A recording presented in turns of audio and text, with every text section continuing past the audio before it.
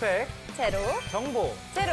그야말로 취업 준비, 제로인 취준생을 위한 취업 정보쇼. 취업을 부탁해.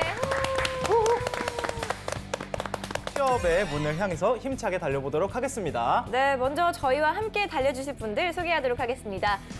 취향저격수 양상국형, 취업 컨설턴트 홍기찬 쌤, 빅데이터 전문가 전민기 쌤, 그리고 새로운 캠퍼스 특파원 김나연 학생 나오셨습니다. 어서 오세요. 어서 오세요. 반갑습니다. 네, 새해 첫 방송을 또 새로운 캠퍼스 특파원과 함께 시작하게 되었는데요. 나연 학생 한번 자기소개부터 해볼까요? 네, 안녕하세요. 저는 경희대학교에서 언론정보학을 전공하고 있는 대학생 4학년 김나연입니다. 네. 반갑습니다. 언론정보학을 네. 전공하고 계신. 나중에 그러면 PD 나 이쪽으로 할 수도 있는 거 아니에요? 네, 언론계통으로 지금 취업을 준비하고 있는 나중에 상태입니다. PD님이 되실 수도 있는. 어느 쪽으로 생각 중입니까? 조금 기자나 아니면은 기업 홍보팀 쪽으로 네, 그럼 뭐 취업을 생각하고 있습니다. 나랑 별 상관이 없네. 살짝 PD 쪽으로 가면 잘해줄라 했지. 그래도 기자님이 되셔도 또. 아니, 별 필요 없어요. 욕 쓰라고. 저는 그러면. 필요해서. 열심히 써드리겠습니다. 앞으로 네. 저희도 잘 부탁드리겠습니다. 잘 부탁드려요. 잘 부탁드립니다. 네. 그럼 나영 학생의 활약 기대하면서 취업을 부탁해 시작해 보겠습니다. 먼저 취준생이 알아야 할 시사상식 퀴즈 방법 알려주실까요? 네, 그날의 문제 출제자가 선정이 되면 퀴즈를 내주시고 나머지 출연자는 맞춰주시면 됩니다. 단, 캠퍼스 특파원에게 우선권이 있다는 부분만 알아주시면 좋을 것 같습니다. 그럼 오늘의 문제 출제자 누군가요? 두구두구두구두구두구두구두구두구두구.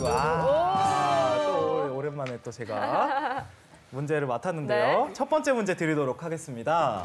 금융과 기술이 결합한 서비스 또는 그런 서비스를 하는 회사를 무엇이라고 할까요? 1번 OTT, 2번 P2P, 3번 핀테크, 4번 ISA. 요거 힌트 있습니다. 힌트 뭔가요? 카카오페이 같은 뭐 서비스나 회사를 말하는 것 같아요. 3번 핀테크 해보겠습니다. 네, 3번 핀테크. 뭔가 기술이랑 금융이 합쳐졌다고 하니까 파이낸셜? 4번이 뭐였죠? 4번이 ISA입니다. 네. 네. 우선 핀테크. 3번. 네. 네. 신영 씨는요? 상국이 형부터. 상훈이 상국이 형. 왜 나부터야? 잘 맞추시니까. 아니, 맞추세요. 아니, 다 저는 맞추세요. P2P? 아니. 핀테크? 아니, OTT? 아니. ISA? 아니. 뭐예요, 형? P2P. P2P. P2P. 네, 오. P2P. 예. 신영 씨는요? 저는 이게 고민이 되는데 저도 핀테크인 것 같아요. 핀테크요. 네. 핀테크 정답입니다. 네. 핀테크가 이제 파이낸스의 핀하고 테크 이런 건가 봐요. 그래서 금융, 파이낸스와 기술, 테크놀로지가 결합한 서비스를 핀테크라고 하고요. 네. 국내에서는 카카오페이, 삼성페이 등이 있습니다. 앞으로 정부가 핀테크 기반 전자 결제 수단의 해외 결제를 허용할 방침이어서 편리성이 크게 개선될 전망이라고 합니다. 되게 편하더라고요, 이런 거. 그러니까요. 네, 요즘은 저도 사용하기 버튼 하나만 시작했는데. 누르면 지문 한 번만 찍으면 바로 네. 송금도 가능하고 네. 결제도 가능하잖아요. 송금이 편해져서 저는 좋은 것 같아요. 맞아요. 막 누가 이제 쐈을 때 이제 다음 날에 얼마씩 입금하시면 됩니다. 뭐 이런 거가 생겨서 저는 뭐 굉장히 좋은 것 같다는 생각이 드는데요. 네, 이렇게 취업 준비 퀴즈 저희 풀어봤고요. 이제 본격적으로 오늘의 기업에 대해서 알아보겠습니다. 화면으로 만나보시죠.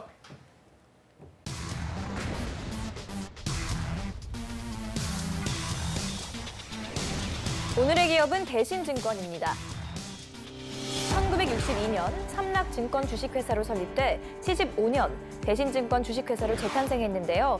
이후 국내 증권업계 최초로 주문 온라인 시스템을 구축, 84년 업계 최초로 일본 동경에 해외 사무소를 개설해 글로벌 그룹의 선두에 서게 됐습니다. 2012년엔 대신금융그룹을 선포하고 금융투자업과 그와 관련된 부수 업무를 진행하고 있는데요.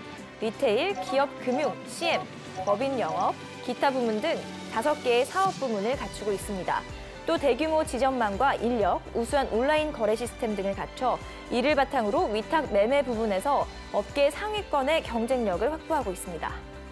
네, 오늘의 기업은 대신증권인데요. 네. 대신증권 하면은 여의도의 또 증권가의 상징인 그 황소상 맞아요. 황소상. 기억나는데 네. 사실 전 그거 제외하고는 대신증권에 대해서 많이 아는 바가 없어서 근데 제가 생각했던 것보다 역사가 엄청 깊네요. 엄청 오래전에 설립된 것 같은데. 나연 학생은 좀 대신증권 하면 뭐가 떠오르나요? 저도 주식을 하지 않아서 이 증권사 관련해서는 잘 알지는 못하는데 아무래도 그 경제 관련된 뉴스를 접할 때 TV에서 종종 들어봤던 기업인 것 같습니다. 성국이 형은요? 저도 이게 약간 뭐 강구에서만 보던 기업이다 보니까 네 이게 뭐 대신해서 대신증권이 아니라 이제 큰데 미들신. 미들신. 맞아요. 광고 문구가 있었죠. 매울신을 지금 내가 하려고 엄청 맵다. 그래서 아무튼 큰데 미들신 그거만 저도 많이 들어봤지 뭐 이거 여기를 제가 이용을 해보거나 이런 적이 없어서 네딱 자세히는 모르겠습니다. 네. 네. 그럼 이 시간 대신증권에 대해서 자세히 알아보도록 하겠습니다. 먼저 빅데이터부터 살펴볼까요, 전쌤? 네, 대신증권과 관련해서 지난 1년 동안 한 18,682건 정도 언급됐습니다. 연관어 보면은 다 이제 주식 시장과 관련된 그런 용어들이에요. 뭐 투자, 시장, 주가, 실적, 기업, 증권, 매수, 영업이익, 목표, 코스피, 종목, 종가, 증권사. 최근에 이제 지난번에도 이제 증권사 하면서 로봇 애널리스트들이나 뭐 AI 애널리스트 이런 것들 등장한다고 했잖아요. 그래서 관련해서 로봇이나 애널리스트 정도만 이제 뭐 다른 이야기지 다 이제 뭐 어떤 종목이라든지 실적과 관련된 증권 용어들만 이제 나타나고 있습니다. 네, 홍쌤, 대신증권은 그럼 채용을 어떻게 하고 있을까요? 최근에 이제 경력과 신입 채용이 함께 이루어졌는데요. 신입 같은 경우에는 우선 종합직군이라고 해서 본사 및 지점 여기가 이제 채용 인원이 많습니다. 두 자릿수의 채용이 이루어지고요. 여기서는 본사 영업 관련된 업무를 수행한다 이렇게 이해할 수 있고요. 그다음에 리서치 부분 이건 RA 업무라고 해서 이제 자료 조사 파트가 될 거고요. 여기는 이제 한 자릿수로 채용이 이루어졌습니다. 그리고 우리가 앞서 핀테크 얘기를 했는데 이제 증권사나 보험사나 제일금융권 모두 다 IT 파트의 경쟁력이 그 증권사 본연의 경쟁력이 되고 있죠. 그래서 전산 부분에서도 한 자릿수의 채용이 열렸어요. 그리고 업무 지원 직군에서는 이 본사에서 이제 스텝 직군으로 이해하시면 될 것 같은데 실제적으로 본사 및 지점 관리 여기도 이제 두 자릿수의 채용이 열리고요. 그다음에 고객 감동센터 이거는 이제 고객 CS 업무를 담당한다고 볼 수 있어요. 여기서도 두 자릿수니까 직군 대비 채용 규모는 좀 적지 않은 편이었다. 그다음에 자산 관리 직군에서 이제 PB 쪽으로 채용이 열렸고요. 여기는 변호사, 그다음에 공인회계사, 세무사, CFA 이런 자격증 보유자나 그다음에 경제 관련돼서 이제 박사학위를 취득한 친구들에게 더 큰 기회를 주고 있는 직무로 이해하시면 돼요. 그래서 지금 전형을 보면 좀 근데 특수한 건 서류 전형 끝나고 나서 인적성 검사를 보게 되고요. 그다음에 이제 채용 면접을 보게 됩니다. 그리고 6개월 정도 진행되는 이제 계약직 업무를 수행하게 되고 그 다음에 이제 전환 면접을 보게 돼요. 그러니까 요즘 이런 채용들이 좀 많아지고 있는데 구직자들 입장에서는 6개월이라는 투자 시간이 상당히 길거든요. 근데 투자를 하고 나서 만약에 내가 전환해서 실패하게 되면 공채 시즌 자체를 좀 포기하게 되니까요. 그런 부분들에 대한 리스크 요인을 좀 고려해야 될 것 같고 그다음에 금융권을 도전하는 친구들은 일반적으로 제가 보면 그런 것 같아요. 가장 일반적인 친구들은 그러니까 다시 말해 꼭 나의 경험이 금융권에만 초점을 맞추고 있지 못하다. 그러니까 유통이라든가 패션 뭐 다른 산업도 쓰면서 금융권에 도전하는 친구들은 주로 제1금융권, 은행을 많이 도전하는 편이고요. 그다음에 보험이라든가 증권 또 이런 제2금융권은 나름대로 그쪽으로 직무 역량을 만든 친구들이 많이 도전을 하게 됩니다. 그래서 도전하는 부분에 있어 대신증권은 어차피 독자 채용이 따로 뜨니까 거기를 도전하게 되는데 대기업 채용이 이루어지는 부분에서 내가 금융권에 어디 보험을 갈 거냐, 증권을 갈 거냐 그런 부분에 있어서는 좀 다른 친구들과의 경쟁력을 고려해보고 의사결정하는 게 상당히 중요합니다. 네, 그럼 본격적으로 기업에 대해서 알아보겠습니다. 먼저 떠도는 한간의 소문부터 확인해 봐야겠죠. 상국이 형. 네, 우리 대신증권 지구를 지킨다고 카더라. 하더라. 네, 환경 문제가 이게 심각해지다 보니까 분야를 가릴 거 없이 너도 나도 우리 환경 사업에 다들 뛰어들고 있는데요. 대신증권도 업계 최초로 우리 탄소 배출권 시장을 선점하면서 우리 환경 관련 사업에 뛰어들었다고 합니다. 근데 증권회사가 우리 지구를 지키는 방법, 어떻게 뭐 환경을 지킨단 말입니까? 그러니까 증권사가 새로운 사업에 대해서 요즘 투자를 많이 하는데 대신증권 같은 경우에는 지금 작년 2월에 업계 최초로 장외 중개 업무를 이제 승인받았어요. 탄소 배출권은 그렇게 생각하시면 됩니다. 대신증권이 맡고 있는 파트는 이런 환경을 전무도나 하는 기업과 함께 양해각서를 체결해서 이런 탄소 배출 시장에 대한 분석 그리고 리서치 뭐 이런 부분들을 정량화시키기가 아주 어렵거든요. 증권사가 잘하는 부분이 이제 산업 분석과 기업 분석이 능하기에 이런 부분에서 본인의 역할을 수행하는 거죠. 그다음에 이제 관리 전략이라든가 컨설팅 그리고 여기서 이제 파생될 수 있는 파생 산업에 대한 중개 업무까지. 그러니까 단순히 이제 우리가 흔히 얘기하는 주식시장에서 거래되는 수수료 사업 말고 이런 새로운 신규 산업에 대한 투자를 하고 있고 저 정부에서 이런 친환경 사업에 대해서 요즘 추진을 많이 하니까 앞으로 이런 사업이 더 커질 것이다 라는 미래를 보고 투자를 하고 있다라고 이해하시면 되겠습니다. 네, 알겠습니다. 자, 그러면 우리 또 대신증권 직원들 연봉 어떻게 됩니까? 네, 자플레잇이 작년 12월에 공개한 자료를 보니까 평균 연봉이 8,152만 원입니다. 사원이 3,422만 원, 대리가 5,263만 원, 그리고 과장이 6,638만 원, 차장이 뭐 한 7천만 원대, 부장이 9,344만 원인데 뭐 사실 애널리스트들 같은 경우는 실적이나 어떤 수익률에 따라서 천차만별의 수익을 올리기 때문에 뭐 차이는 사람마다 좀 다를 것 같습니다. 네.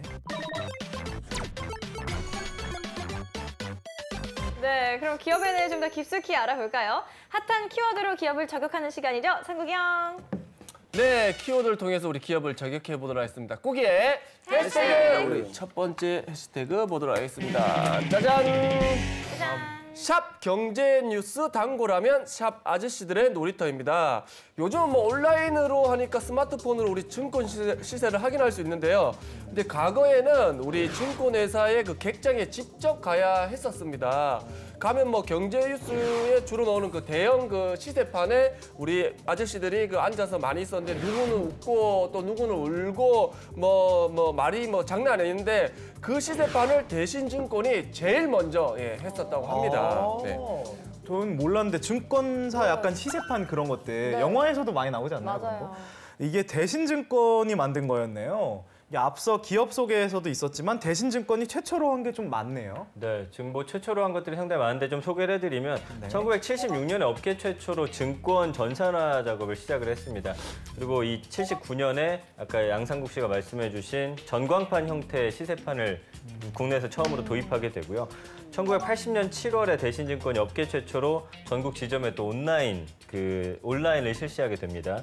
그리고 1984년에 8월 업계 최초로 동경사무소를 개설한 뒤에 뉴욕, 런던이나 그다음에 취리, 홍콩, 상해 사무소도 또 개설해가지고 해외 사무소도 또 가장 빠르게 개설을 했고요. 가장 먼저 전국 지점에 온라인 시스템을 구축한 이 대신증권이 1991년에는 전산센터를 준공화해서 업무 전산화를 이제 또 선도해 나갑니다. 그 외에도 여러 가지들 1998년 6월에는 대형 증권 회사 중 최초로 인터넷 웹 트레이딩을 시작을 했고요. 또 2017년 2월에는 금융 투자업계에선 처음으로 인공지능에 기반한 챗봇을 또 기능을 상용화했고요. 그 이외에 뭐 계좌관리, 공인인증서, 공모주 청약 같은 이런 것들을 이 챗봇을 통해서 응대 서비스를 운영하고 있다라고 합니다. 최근에 사실 챗봇 많이 운영하고 있는데 아직은 사실 이렇게 대화 수준은 아니고 이 보통 많이 물어보는 질문 한 거를 이제 거기서 이제 알고 있는 데이터를 그냥 답변해주는 형태인데 모르죠. 또 이제 바로 AI 애널리스트도 대신증권이 가장 빠르게 도입할지 좀 지켜봐야겠습니다. 네, 사실 뭐 업계를 선도한다는 건 그만큼 또 위험도 각오한다는 뜻일 텐데요. 대신증권이 여러 가지로 좀 선도할 수 있었던 힘은 뭘까요, 홍쌤? 업력이 되게 높은 증권사죠. 그러니까 저는 아직도 그 추억이 있는데 제가 예전에 저희 가족 중에 이제 주식 투자하시는 친척분이 계셨는데 항상 그 시세판 앞에서 하루 종일 이제 계셨어요. 그리고 그때는 이제 수기로 이제 오더 넣어가지고 주식을 매도하고 매입하고 뭐 그런 식이었거든요.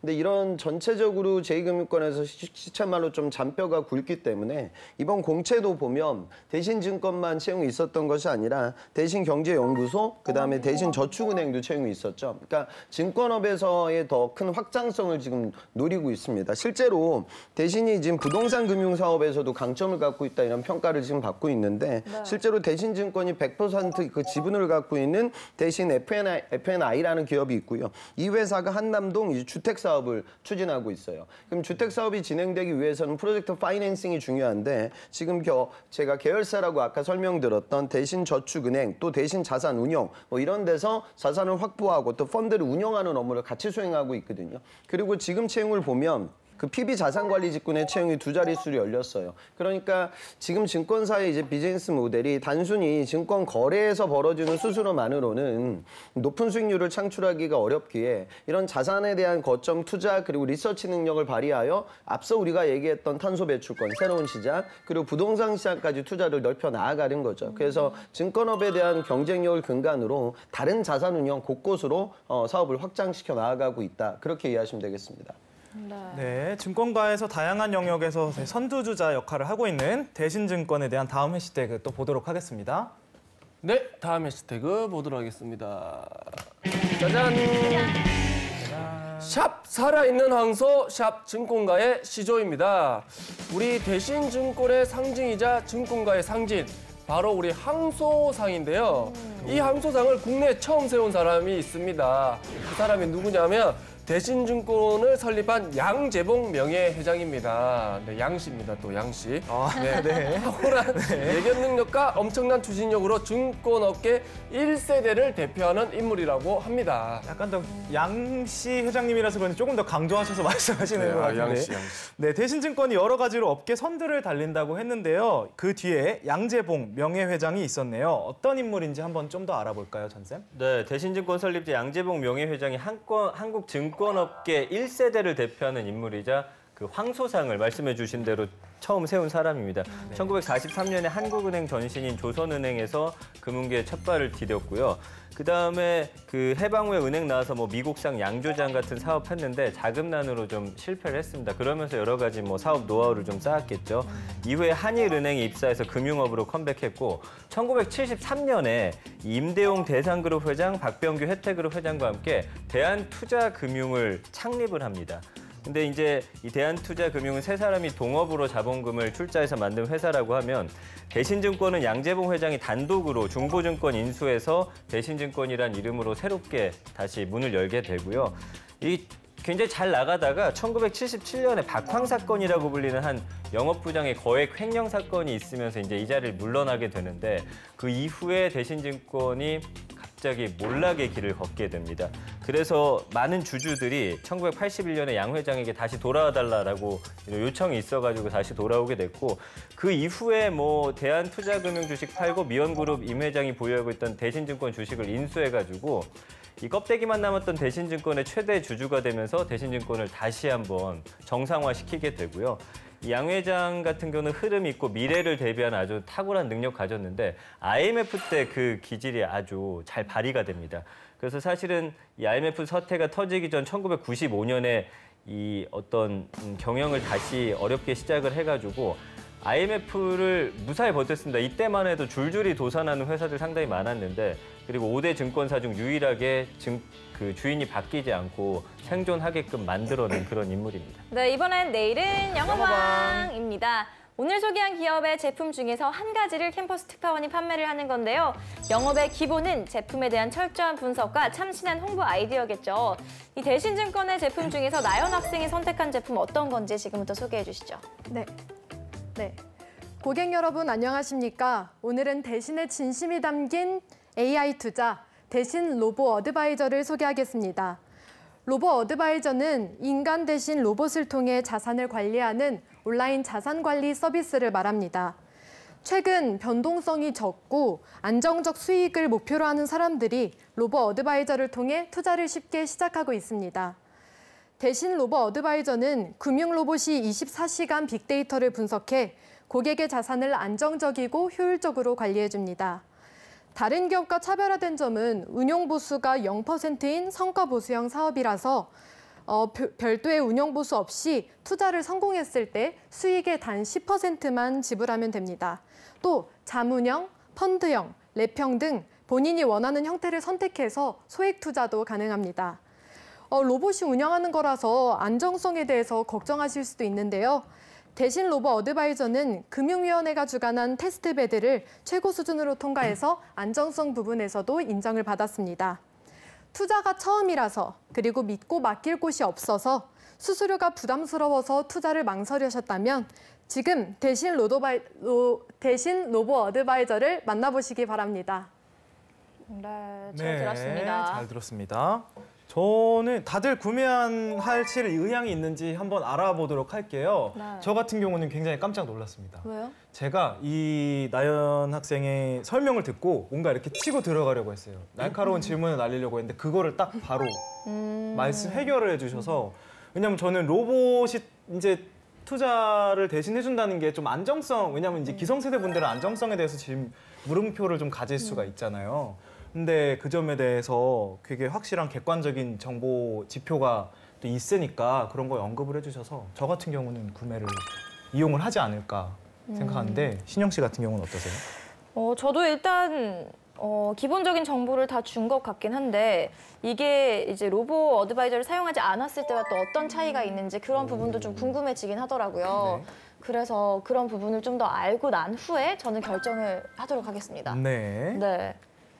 그럼 어떻게 상국 형님? 상국 형 어떠셨어요? 상국 형은 어떠셨어요? 네, 저는 일단 뭐 대신 로봇 AI인데 이건 아닌 것 같아요.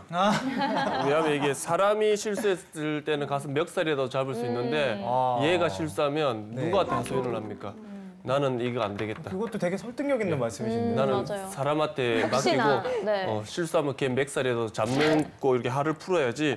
이건 아직까지 못 믿어 나는. 합병이 날까 봐. 네, 제가 네. 너무 쉽게 제 지갑을 여는 스타일인지. 네. 전 쌤은 어떻게 전 쌤 생각하셨어요? 어떻게?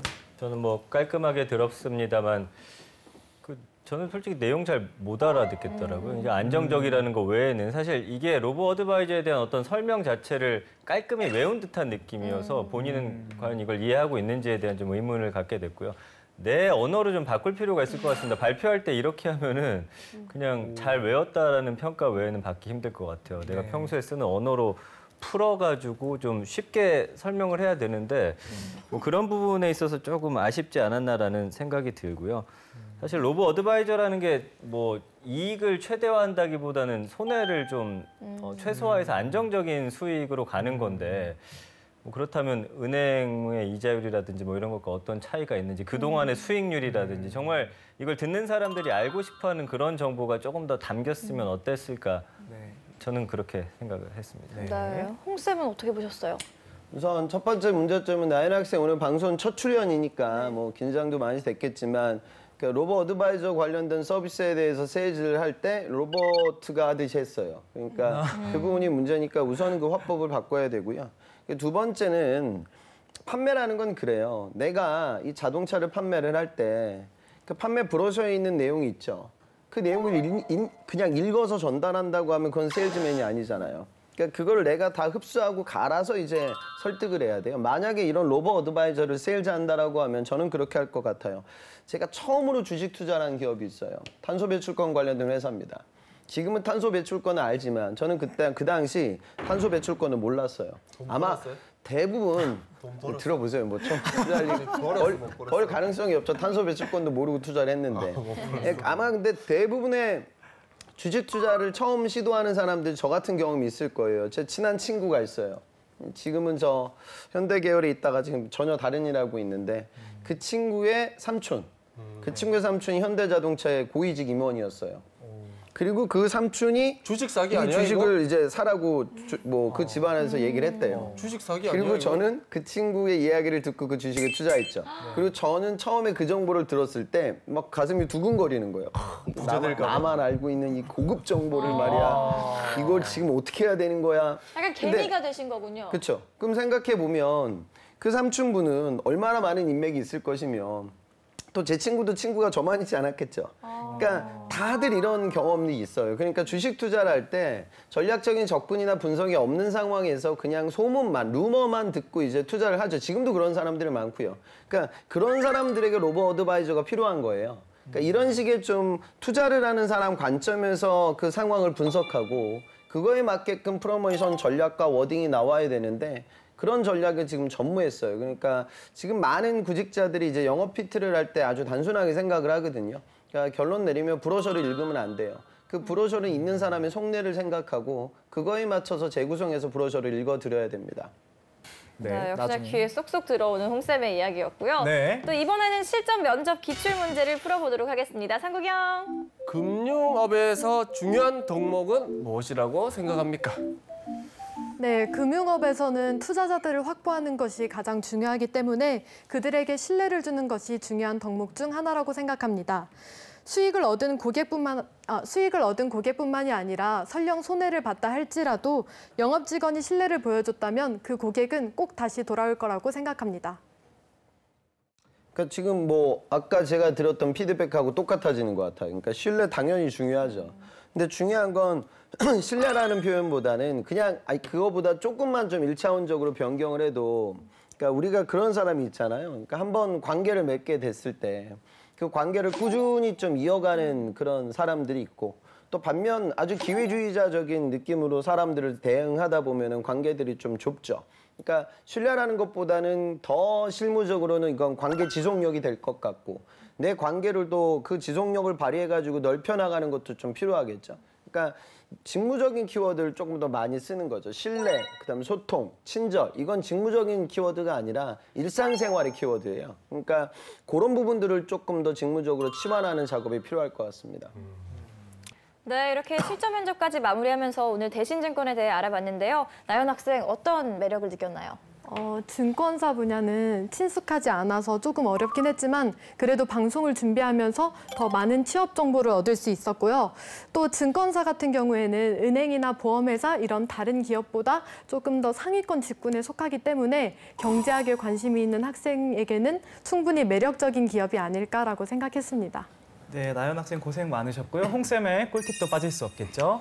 19년 이제 새해가 밝았어요. 근데 지금 18년 하반기 때 채용을 이끌었던 파트는 두 파트가 있습니다. 첫 번째는 이제 문과 학생들이 많이 취업을 했던 은행입니다.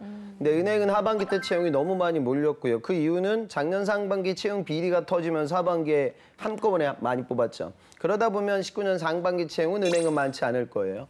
그다음에 지금 우리나라 제조업을 이끌고 있는 게 반도체고 작년 하반기도 반도체 채용이 많았습니다. 19년도 상반기도 제 추측컨대 아마 많을 거예요. 그런데 지금 반도체 디램 가격이나 낸드 가격을 보면 많기는 많지만 그 사업이 다시 또 확장할 수 있는 그런 모멘텀은 지금 없습니다. 다시 말해 지금 취업 시장은 굉장히 더 안 좋아지고 있어요. 그래서 여러분들은 현실을 좀 직시했으면 좋겠어요. 그러니까 이 상황이 이렇게 흘러가고 있으니까 그렇다고 하면은 나는 뭐 올해 하반기를 보고 준비를 더 해야지? 또 그건 아니거든요. 그때 간다 하더라도 또 크게 달라질 건 없으니까. 그래서 2달 정도 이제 남아 있습니다. 시즌 오픈 전까지. 오늘 날짜를 보면 이제 2달도 안 남은 것 같아요. 50일 남아 있거든요. 그래서 50일 계획을 좀 타이트하게 잡고 저희 방송도 좀 챙겨보고 스터디 인적성 공부도 같이 해서 올해 좀 성취감 있는 결과 만들기 위해 다 전향적으로 열심히 뛰셨으면 좋겠습니다. 네. 아무쪼록 2019년 취준생 여러분들 힘내시고요. 취업을 부탁해 지금까지 역사 깊은 금융기업이죠. 대신증권에 대해서 알아봤습니다. 잠시 후 2부에서 또 다른 기업 만나보도록 하겠습니다. 좀 이따 만나요.